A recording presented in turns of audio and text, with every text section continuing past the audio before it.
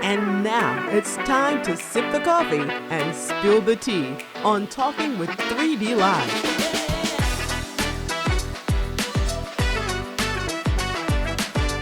Here's your host, Derrick Dixon. What's up, ladies and gentlemen? Welcome to another exciting episode of Talking with 3D Live, where we always sip the coffee and spill the tea. I'm your host, Derrick Dixon, and we are here with another exciting episode. But before we get started, please do me a big favor. Hit the subscribe button. Make sure that you click it, love it, share it. Do all those things and make sure that you tell a friend to always tune in every Monday to Talking to 3D Live. Listen, I want to thank Baltimore. I want to thank you so much for the nomination for being one of the best talk shows, Talking with 3D Live. I appreciate it, being along a bunch of the names that you guys nominated me with. I really, truly appreciate that. It lets me know that you're listening, you're watching, and you're letting everybody know. So thank you so much. But today, I am so excited. I have my friend here, Dr. Lovail Long. He is here with me in the studio with Talking with 3D Live. And I want everybody to know a little bit about him before we get started. Dr. Lovail Long, he's a storyteller, he's a playwright, a producer, the founder of DC Black Broadway, the premier theater production company in Washington, D.C. area.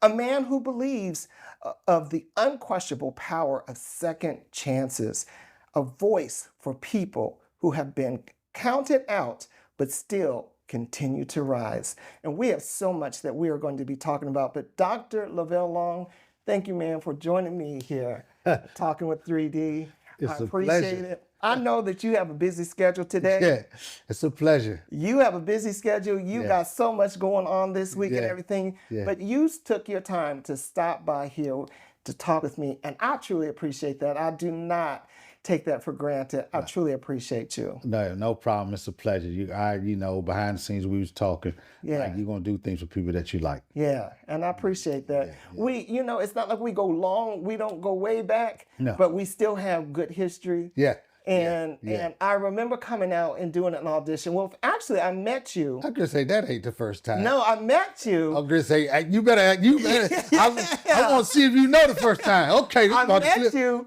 I was in the play, The Man Monster. There you go. Yeah, T. Renee Gardner's play, The Man Monster. Yeah. And you were sitting out in the audience. And I remember your wife came up to me. Mm-hmm. And your wife said, I need your name and your number. Dr. Lovail wants to meet you. And at first I was like, okay, girl, who are you? What you coming up on me like that? Who's Dr. Lovail? But you were so smooth about it, and I was like, when I saw you, you were like, standing off and you doing your thing. And then all of a sudden you disappeared. Yeah.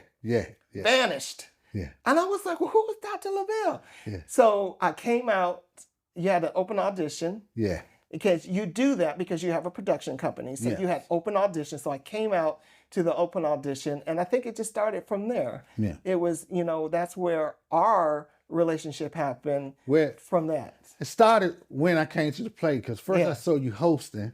Yes. Then I was like, what are you hosting? What are you doing? Then I saw you acting, and then, you was in the first half of The Man Monster. Right. And so Miss Garner gave me a call for someone that I talked to behind the scenes, another playwright. And she gave me a call and she said, what could I have done better? I said, had that guy, he should have been in the whole play. Wow.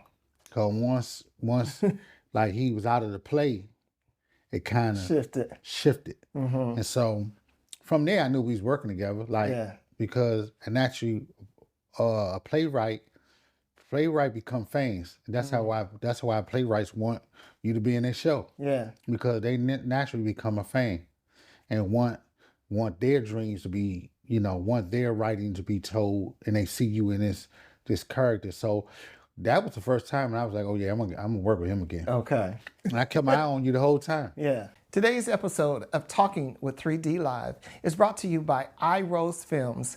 IRoseFilms photo booth will capture every special event, from birthday parties, weddings, baby showers. They also specialize in 360 booths, also videography. So please make sure that anytime that you have a special event, contact IRoseFilms, irosefilms.com. The whole time. Yeah. Even when you came in the rehearsal, I knew when you came into the audition, we already knew that he got this part. Yeah. You just didn't know. I didn't know. I didn't know. So, but it was in to be a part of DC Black Broadway it's an honor, and people need to understand what it's more about. And we're gonna talk. We're gonna talk more about DC Black Broadway. I want to let people know because I love this something that you said also, that you were raised by a single mother, Yeah. and you said success are proof that broken homes can birth whole men. Yeah. Yeah. That's deep right there. Yeah. Because a lot of people think because of the fact that you are raised up in a single home, broken homes, that your life can't prosper Right. to something. Right. And even though you've had some trials and tribulations yourself, Yeah. your success was already mapped out for you. Already You there. just had to find it. Yeah. Yeah. Yeah. And then you went through some trials and tribulations. Yeah. Losing your mother. Yes. Losing your daughter. Yes.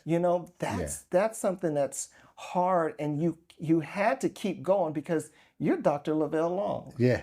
Yeah. I had to, and that's all credit to my mom. Yeah. Like I said, most of you ever hear me talk, I never had a male role model. Mm-hmm. My role model has always been women. And the first role model was my mom. Yeah. And so I didn't know the home was broken because I never had a father. I never felt that connection. I had some guys that came through and pretend to be fathers or that. And I had one guy that was really like in my life for a while. Right. But never knew the difference of not having a father. Till the day, like the other day, I dealt with some things like, damn, I wish I could just talk to my father, dance with my father, just to see what he say about me now. But at that time, didn't really understand that because never had it. So you can't miss something that you don't have. Yeah. And so my mother raised me to be a man. Mm. And she raised me to look out for my family. Yeah. And would let me know that like life is not fair because it wasn't fair for her.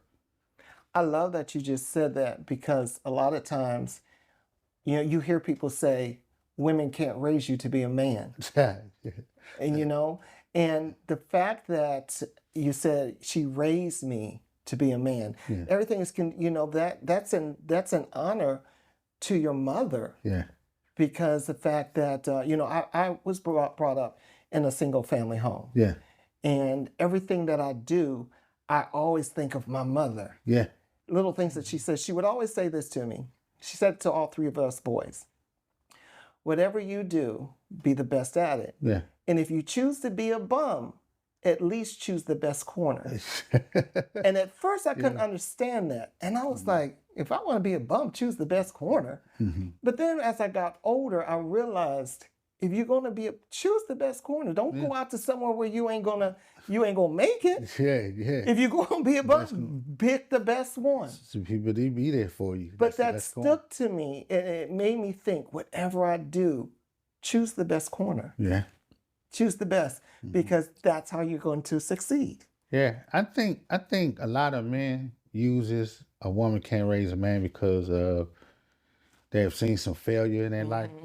And I haven't seen too many failures. I just seen a lot of lessons. Like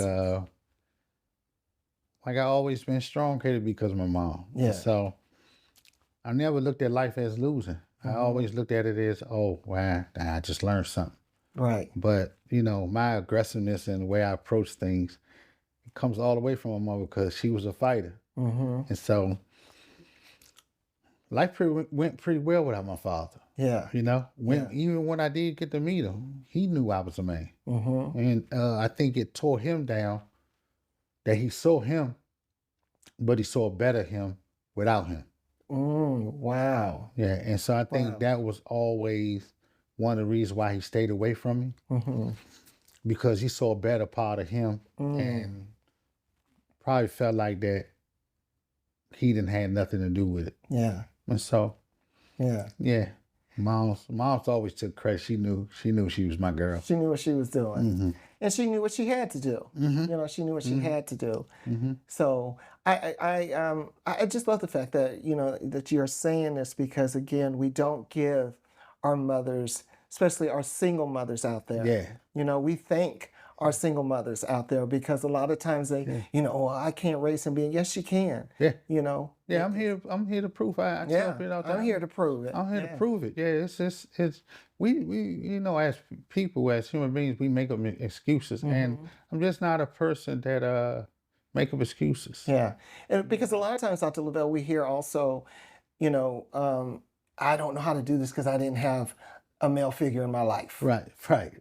You know, we hear that so much. Right. And we do have so many male figures in our life. Yeah. We don't really realize it, but there are really a lot of male figures in our life that guide us through different things. Yeah. But because the fact that we don't say dad, father, that we don't contribute them to be male figures in our lives. Well, I think we don't look at a deeper page of we always gonna have like I always have my father in me. I have his DNA. Yeah, exactly. So, as I'm getting older, I'm understanding DNA.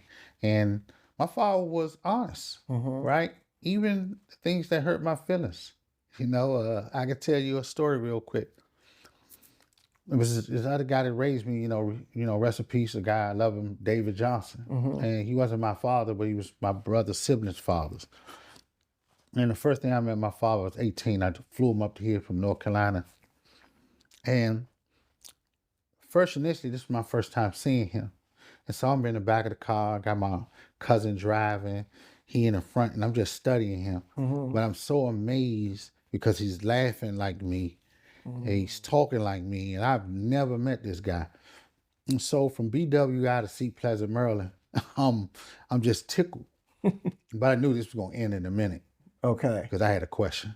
And so we got in the house, and me looking at him with his brown eyes, and I got brown eyes, and not understanding where I got my eyes from, and looking at his physique and looking at mine. Boom. Now I'm about to mess this up. Right. So, and I asked him, I said,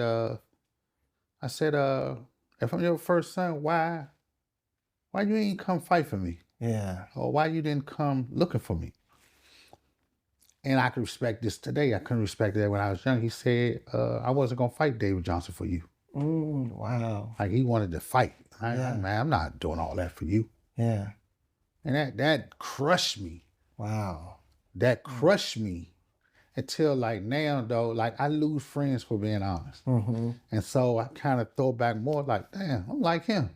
So you see the pattern. That honest bone. Yeah. That honest bone. Yeah. You know, sometimes. And you don't even have to, not to interrupt, but you don't even have to be around them to know that, like you said, that's your DNA. That's my DNA, yeah.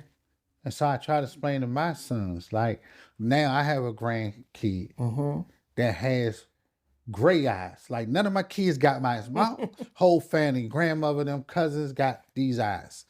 None of my kids got these eyes, and I didn't understand what was going on. Now I had my first grandson, and he got the eyes. And so deeply, it's just more God connected with me, telling me like, I'm here. Yeah. I'm giving you all the proof in the world to let you know that I'm here. You're here. Yeah. And you are sitting right here right now because of, you know, there's more to your story. Yeah. You were incarcerated for 6 years. Yeah. You know, how did that define the next chapter in your life? Well, it was pretty simple. I tell people, I listened to Jamie Foxx the other night. Me and Jamie Foxx has a very similar story with God. And I didn't get emotional with Jamie Foxx because at the end of the day, I could have told that story for him. And so I tell people, God locked me up to free me. Wow. He locked me up to free me. And you gotta understand, it's my first case. I didn't get caught with anything. I didn't, had no wiretaps. No undercover cops, no nothing. They just put conspiracy on me, and a couple guys from Atlanta and Alabama turned state on me. And I couldn't realize, I was never taught that you can go to jail without having no proof. Yes. And so it was kind of shocking that I went through that. But then once I got into the meat of things and no Diddy. I'm around kids all day, y'all. But when I got, as soon as they gave me the time, we said 25 years, 15 to do 25 years, it struck me like, just be strong. Because I'm looking at my wife, she's the only one in the courtroom. And as soon as, I'm being strong, I'm telling her I'm good, don't worry about it. Yeah. And I'm like, okay, I'm 30, 40 years old. I mean, I'll be home and 65 years old. Didn't understand it. Then soon they took me off to the back with the handcuffs. I couldn't cry in front of my wife. As soon as they closed the doors, I broke down like a girl.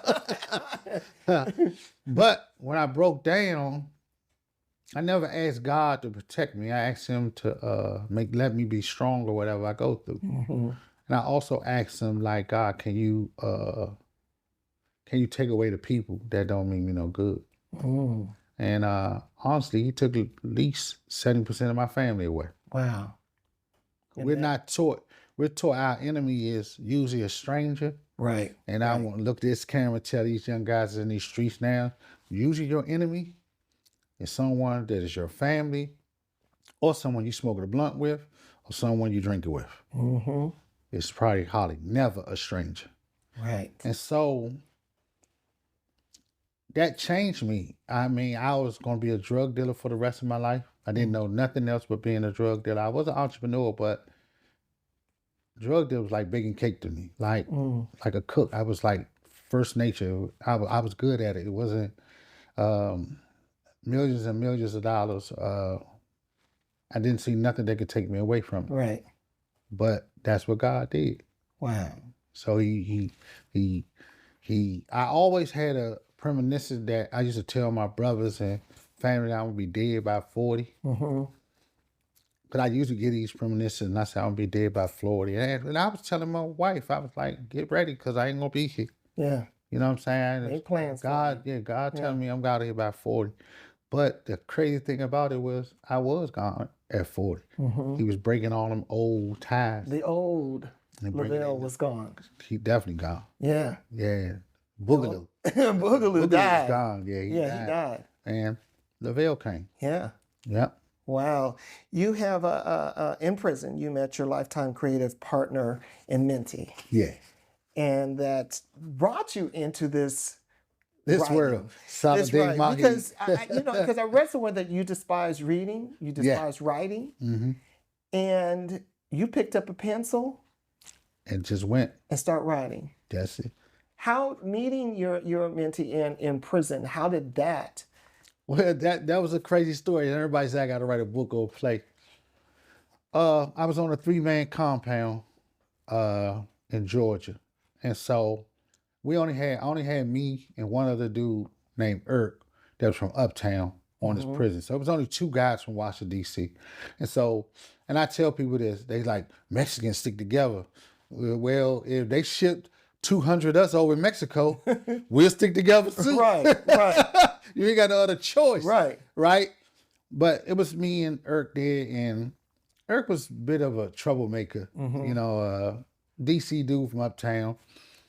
And I was with him no matter what, but kept us in a lot of trouble. Okay. And I started standing on my own. I started getting out of towners like dudes from Georgia. They started liking me. I started making friends, and no matter where you go, if you're a man, they're gonna treat you like a man. Yeah. And so I had that, and everything started going. I started, making money in prison. I started, selling cigarettes, cell phones, grocery. I was selling Zooms and Whams, and I'm just making a little profit for myself. And then this scruffy cat from Landover, Maryland walks in there, and normally all the Muslim brothers, once they find out where you from, they say, hey, this is your big homie. And naturally, that's me, because I'm in there. And he walked up to me, I'm from Landover, Maryland. Off the break, I'm looking at him like, oh, no, you won't. This nigga's a thief and a criminal. First time I asked him, I said, hey, what you in here for? Right. Oh, I had to shoot. Oh, where you shoot him at? In the mosque. Wow. you shot him in the mosque? Yeah. I know I'm going to stay away from him. Oh, no, I'm going to stay Yeah. with him. And so he's like, let me get your number. Let me get your number. I gave him my number. And I knew I was going to ignore his phone calls because he was on the other side of the prison. He called. I would not answer that phone.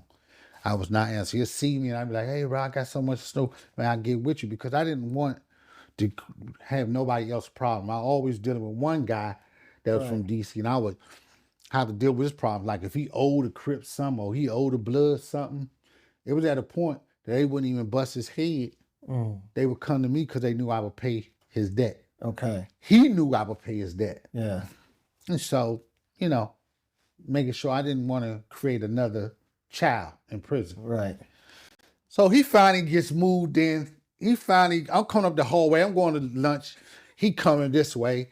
He's smiling with this big old grin on his face. You can find a picture of Salty. He's smiling with this big old grin on his face. And I looked at him. I said, what's up, Op? He said, I'm moving. I said, where you moving? He told, in your dorm. I said, no. So I went to lunch and I come back. I said, oh, man, here we go. So I walked in, came in. He was already suited and booted. You already knew he was a soldier. You already know he ain't gonna let nobody play with him. He came in the dorm, let him know, like, yeah, it's a new day.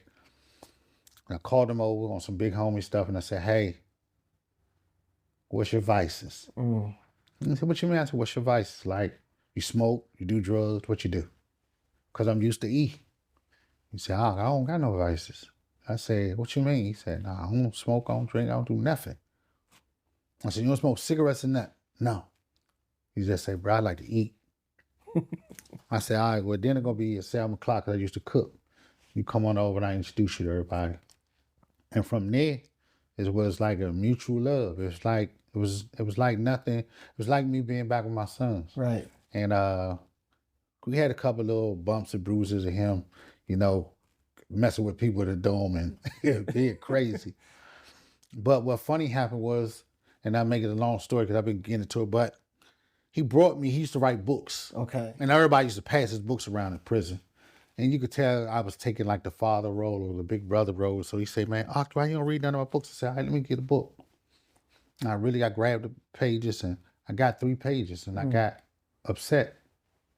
And I said, hey, you can take these pages back. He said, what? I said, I don't want to read something that I'd have done. Oh, okay. This is too much pain. It wasn't 3 pages. And it's already reminding me what I've been through. And I just think it was cool. And I asked him, I said, hey, we can't write nothing that's like fit for family. Right. Why everybody ain't got to be gangster? He's like, we can do something for family. Do something different. And from there, that's when it came all to me. To start writing. Yeah, I started writing. God was on my neck.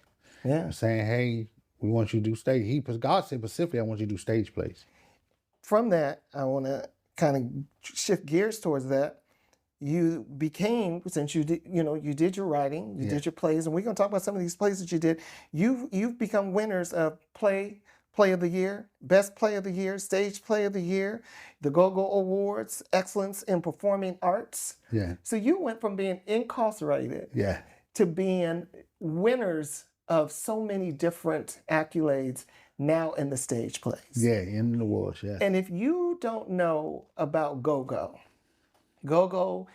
Chuck Brown doing the butt, this is Go-Go is a beat, it's a funk, it's a music, it's something in your soul. Yeah.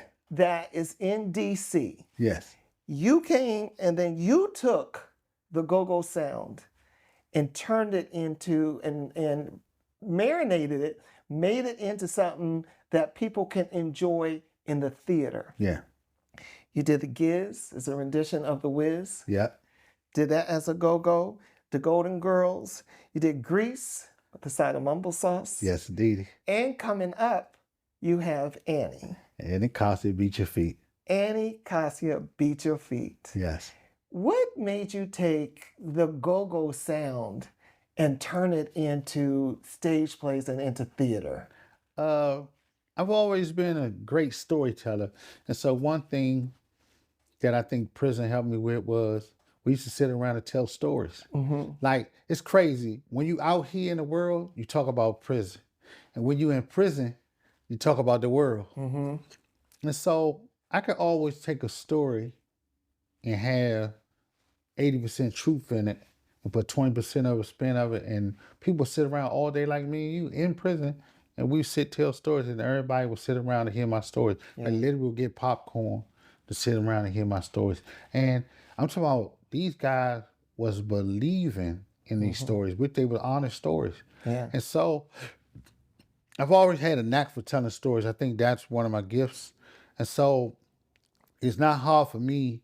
I think Go-Go tells a story by himself anyway. Right. But I think musicians are thinking about a song instead of the story behind the song. And so I take these songs and I listen to them. And I create my own story. So usually the song creates the stage play. Okay.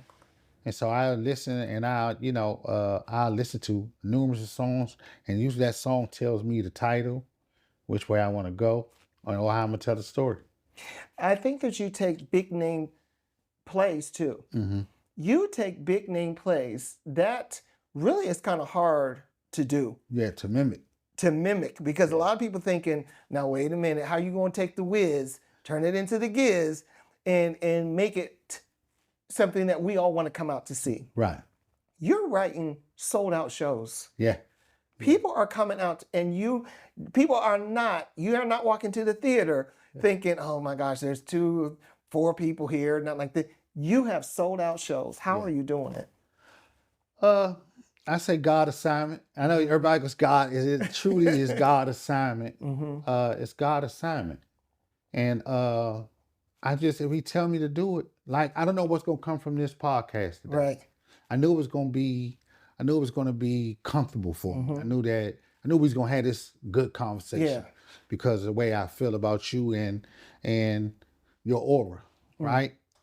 And so God said, go do this. Something's gonna come out of this. I just do what God tells me to do.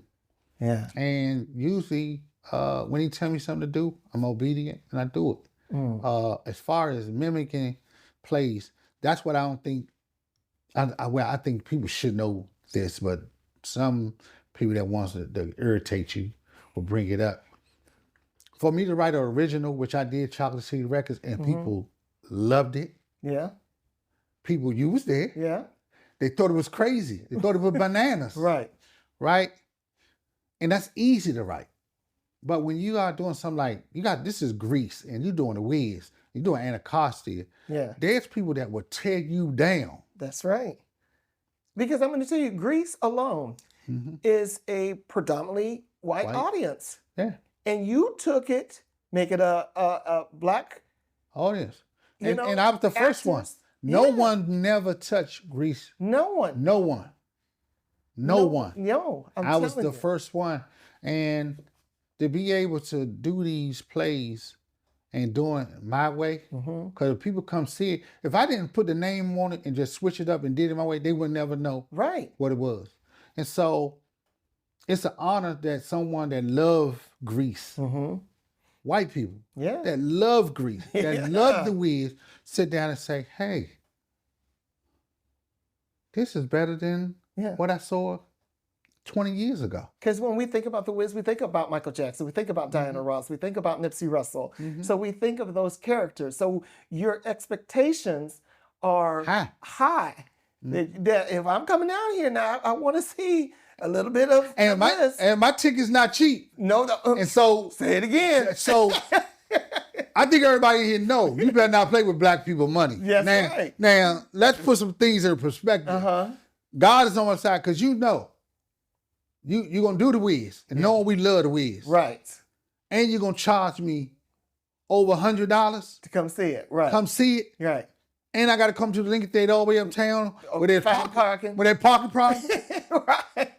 Boy, you better show us up. Yeah, I know that's right. You better ease on down that road more than once. That's what you better do.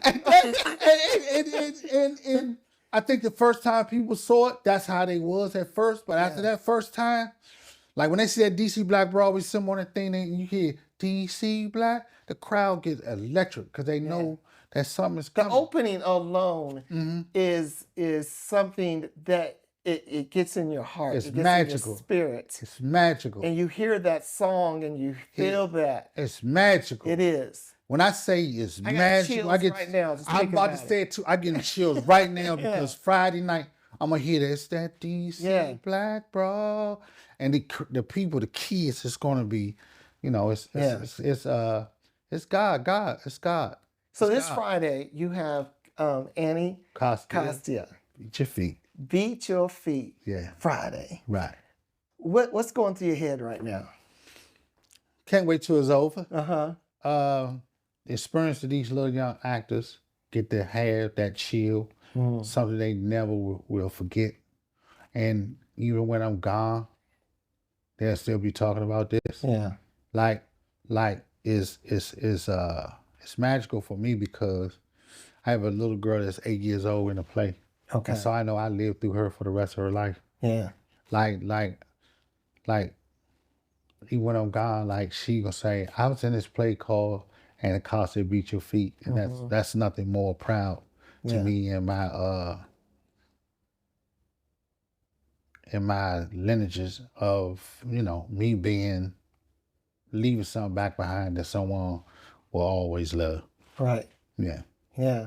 So it's at the Lincoln Theater. Lincoln Theater. Sold out. Oh, hey, just on your show, first announcer, we are sold out. Sold out. 2,500 people. 2,500 people. Dr. Lovail Long, congratulations, man. Yeah.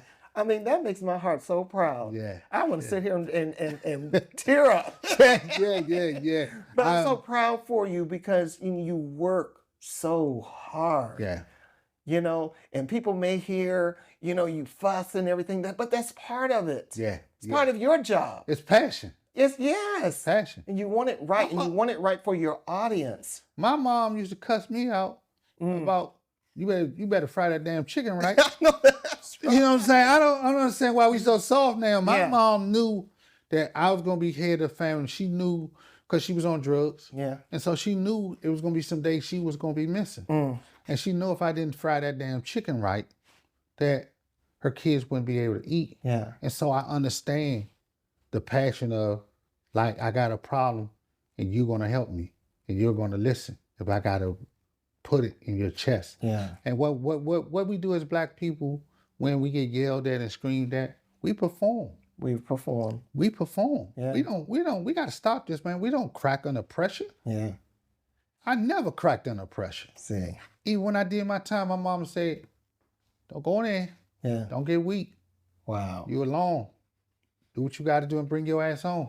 The show starts at what time? 7 o'clock. 7 o'clock. Be there on time because Dr. Lovail, DC Black Broadway, they start on time. So if you don't have your tickets, you're gonna have to wait till the movie. You're gonna have to wait for the DVD to come out. Yeah. But right now they are sold out. So congratulations to the cast, everybody behind the scenes and everything. So we want to make sure that you go out. Listen, before we leave, first off, I got my official hat. I am an official member of DC Black Broadway.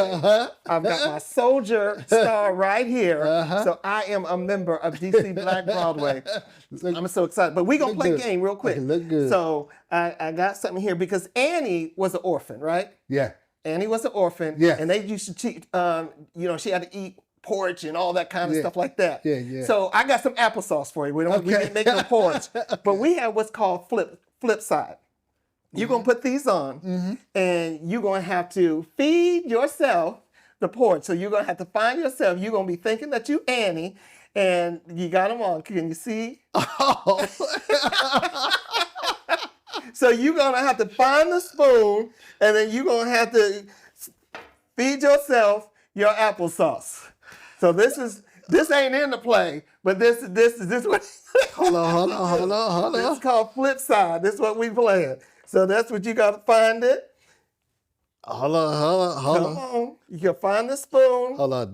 While I sing. The Okay, sun this right here. comes tomorrow. Bet your bottom.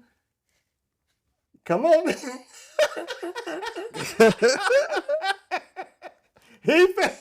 Come on, you got 3 more spoons to go. There you go. Now he can see upside down. There's something about him he can see upside down. This is crazy. Listen, ladies and gentlemen, we want to thank you guys so much for tuning in. Dr. Lovail. Man, what is man, who came with this wig? I was like, what the? I said, okay, there go my hands, man. Right. God, again, thank you so much for coming and sitting with me. Your kids came over this. No, I found that one. I'll be finding all kind of games. I love this game. This is one of my favorite games. Yeah. But thank you so much once again for coming and sitting with me on Talking with 3D Live. Right. And ladies and gentlemen, once again, you guys, please make sure that you know that success happens when you make it happen. You don't have to wait for anybody to tell you. You don't have to wait for anybody to show you the way. You have to make things happen for yourself. Please do not sit on your talent. Don't sit on someone or waiting for somebody to tell you what and what you cannot do. You are who you are and who God made you to be.